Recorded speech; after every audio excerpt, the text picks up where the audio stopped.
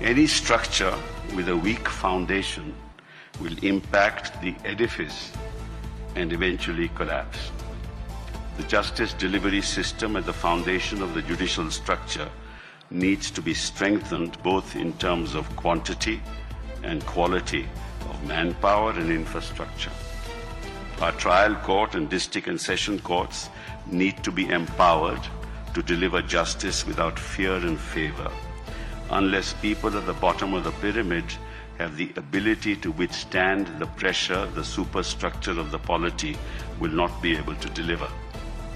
I don't want to call the judiciary at the level of the trial court and district and session judges to be subordinate, because the judge sitting there delivers justice, and the question of being considered as subordinate to any authority is a contradiction in terms. The judiciary at that level should be instilled with the confidence that their judicial pronouncements shall never be held against them, and that they represent the spinal cord of the justice delivery system. They should have the flexibility and the independence to render judgments in accordance with law without fear or favor.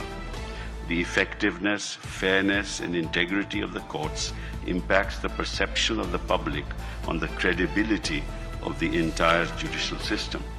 The fact that the trial court and district and session courts are loath to grant bail in matters of some significance itself is symptomatic of the malaise that has set in. In the course of my career, I have seldom witnessed the grant of bail at that level. This is not just my experience, but the Chief Justice of India has said often enough that court at the highest level is burdened with matters of bail, because at the level of trial courts and district and session courts, bail seems to be an exception. Of course, it goes without saying that the grant of bail depends on the facts and circumstances of each case, but the pronouncements of the court have in the recent past adhered to the principle that bail is the rule and jail an exception. We've seen trends harking back to the law laid down in Gurbaksh Singh Sibia, wherein this principle has been enunciated and has now been reiterated by the Supreme Court of India in several recent judgments, even in relation to special acts which require stringent twin conditions.